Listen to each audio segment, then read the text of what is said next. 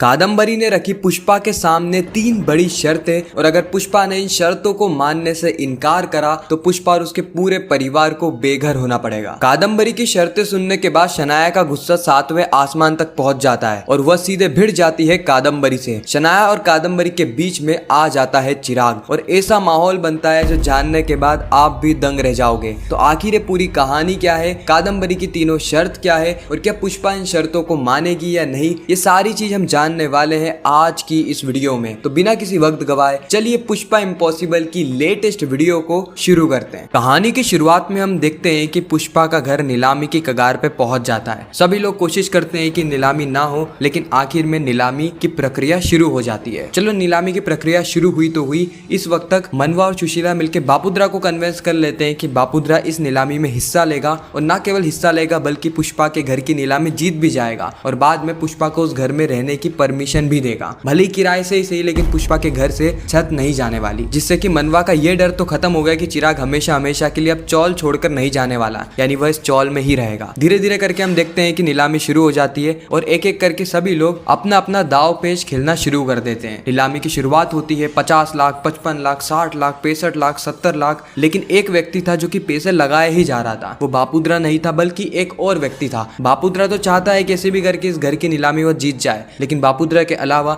एक और व्यक्ति बोली लगाता है और सबसे ज्यादा बोली लगाकर वह नीलामी को जीत जाता है। इस वक्त तक तो बापुद्रा भी सोच में पड़ गया था कि अब करे तो करे क्या, क्योंकि इतना पैसा देकर इस घर को खरीदना ये तो एक बेवकूफी है। खैर वह व्यक्ति नीलामी जीत जाता है, लेकिन उसके बाद जो कुछ भी वह कहता है वह सुनने के बाद पूरे ही चौल वालों के पांव तले जमीन खिसक जाती है, खासकर पुष्पा के, क्योंकि वह व्यक्ति कहता है कि मैं तो यहाँ पर एक मोहरा बनकर आया हूँ, आप बस थोड़ा सा समय रुकिए, हमारी मालकिन आती ही होगी। और इतनी ही देर में वहां पर आ जाती है कादम्बरी। कादम्बरी के एक एक कदम पुष्पा और पूरे परिवार के लिए एक बड़ा सा तूफान लेकर आ रहे थे। और जब पुष्पा को पता लगा कि ये नीलामी तो कादम्बरी ने जीत ली है, उसी वक्त पुष्पा को 440 वोट का एक बड़ा झटका लगता है। अरे पुष्पा के तो पांव तले जमीन ही खिसक जाती है। लेकिन उसके बाद कादम्बरी कुछ ऐसा करने वाली थी जिससे कि पुष्पा और उसका पूरा परिवार दलदल में धंसता चला जाएगा। यानी कादम्बरी कहती है कि पुष्पा तुम तो मेरी पुरानी दोस्त हो और मेरे हस्बैंड की यानी जुगल जी की बंदरिया हो, उनकी बेस्ट फ्रेंड हो। जुगल जी की दोस्त यानी मेरी दोस्त, इसीलिए मैं तुम्हें घर से बेघर नहीं करने वाली। पुष्पा कहती है कि सच सच बताओ कादम्बरी, क्योंकि तुम बिना मतलब के कोई भी काम नहीं करती। उसी वक्त कादम्बरी कहती है कि मैं नहीं चाहती कि तुम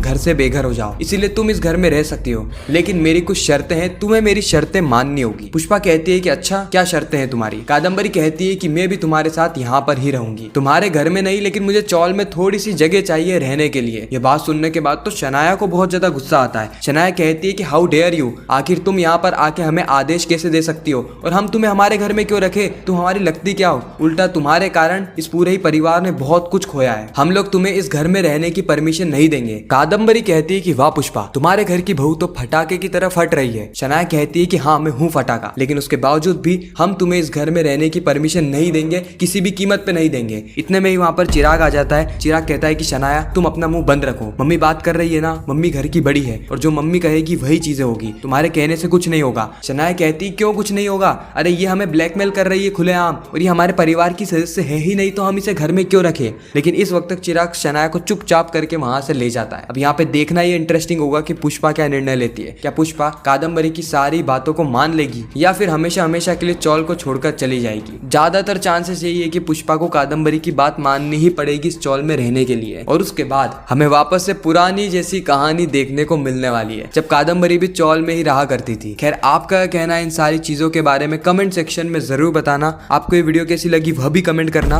अगर वीडियो अच्छी लगी तो वीडियो को लाइक करके चैनल को सब्सक्राइब करके ज्यादा से ज्यादा लोगों को ये वीडियो शेयर करना ताकि हमारी फिर से मुलाकात हो।